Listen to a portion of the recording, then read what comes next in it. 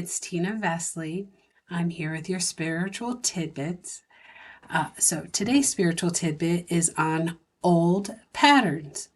I wanted to discuss old patterns because quite often it comes up that if you look at your life, how we end up repeating and repeating and repeating the same lesson over and over again, or we keep doing the same thing over and over again. It's part of our, whether we call it human nature or just our pattern. You know, some people say you have to keep on learning a lesson and going through it until you truly learn it and are harmonizing with it. But the thing is, at times as we're going through these patterns and going through one thing after another, what ends up happening is we go from this one extent to a total opposite extent.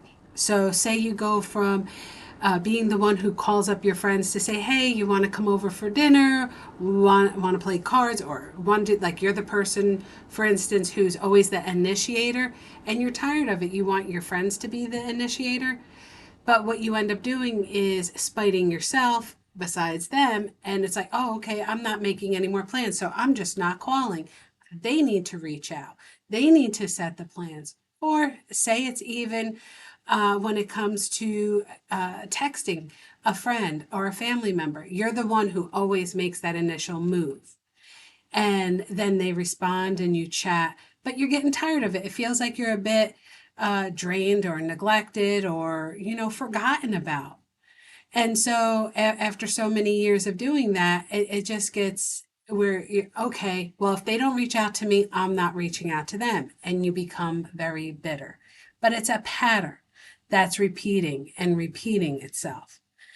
Now, there could be other patterns in our life that we repeat, whether it's our exercise patterns, our eating patterns, going with the flow for maybe anticipation of a new job or a home. And it's like we get all gung-ho, we start to do it, and as soon as it just falls into that cycle, and then we're like, forget about it, it's not going to happen. And then we just push it aside and we procrastinate it, or we don't look at it for a while until we take it off the shelf. Well, the thing is, what this day and age is about us changing those old patterns. So if you're used to going from here, I'm putting forth that effort and it's not working, you keep on hitting that wall, and then you tune it off. Instead of just tuning it off, take a time to sit back and really revisit, what is it that you're looking to have? Sometimes when we're not looking at that whole picture as to, this is what I would, I'm going to have my life be like. This is how I choose to express my life. This is how I choose to live my life, and come to that harmony instead of going right from hot to cold or left to right. Add in that little bit of a harmony. Do something, go straight, go forward, move into another direction. It's not always left or right. Sometimes it's just forward. We don't need to go backwards. If you need to go take a little step back to take a whole view of everything, that's great. Be a little analytical over, oh, wow, look at these patterns I've been doing, and it's not working for me. Because I can promise you, it's still not going to work because you already did it 10 times, if not more. So what we really want to put forward is, what is this new thing for us? What is that new thing for yourself? So say, for instance, it's people aren't reaching out. Well, okay, have that one time for yourself. Like, okay, I'm going to reach out this one time because I know such and such maybe is ill or it's their birthday or however, but I'm not going to overextend myself. Do what's right for you in your gut. If you're being told to do it, go ahead. And if something's telling you, you know what, this time I can't do it, then know what? Don't. It's not just hot and cold, sweetie. It's also about, what is true to ourselves. The main thing about this life is being true to ourselves. By being true to yourself, you can authentically share your life with others. You don't want to live a facade and pretend to be somebody you're not. You want to be in the wholest form and the happiest you can be. Because when you're in love with yourself and when you're happy for yourself, it is so much easier for you to share that with others.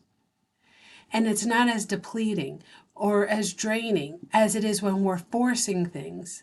This isn't a time for force. This is a time to be more passionate about things and to really listen to that gut instinct and to be true and authentic to ourselves. And if you try to just change even one of those patterns, watch how good it feels. I'm not asking you to be selfish and self-centered, but I'm asking you to choose yourself and to go with your gut, because not only you are going to be happy, but those around you are going to be happy. Those around you in the beginning might feel a little awkward, like this isn't what I'm used to. This isn't what made me happy in the past. Like, oh my God, she's neglecting me or he's neglecting me, whatever. They'll go through their stuff.